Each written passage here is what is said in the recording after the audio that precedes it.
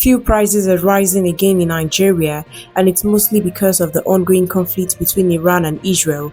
The crisis has made crude oil prices go higher, which is now affecting how much Nigerians pay for fuel. According to Mr. Clement Isong, the head of the Major Energy Marketers Association of Nigeria, MIMAN, the war is making it more expensive to get refined fuel products, he said. Crude oil prices have gone up, and that affects fuel prices everywhere.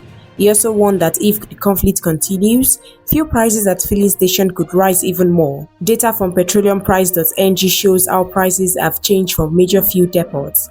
Dangote Refinery sells at 840 naira per litre, up from 285 naira per litre. Rain oil 900 naira per litre, up from 850 naira per litre. Fine field 930 naira per litre. Mainland 920 naira per litre.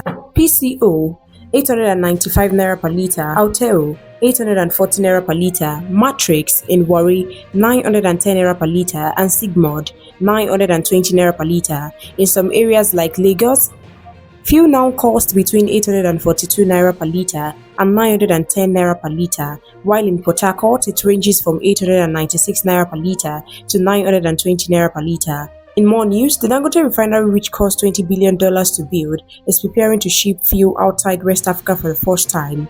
A shipment of 9,000 metric tons is expected to head to Asia on 22nd of June. A spokesperson said we sell our product to whosoever offers the best price. Dangote Refinery is also getting ready to launch a nationwide fuel delivery network on August 15, 2025. The plan is to use 4,000 CNG-powered trucks and offer free logistics and credit support to retailers. This move could change the fuel market and bring competition to other fuel companies.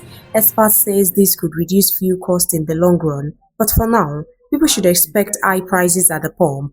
We'll continue to supply you more trending news updates and exclusive videos. Keep watching NaijaNews TV.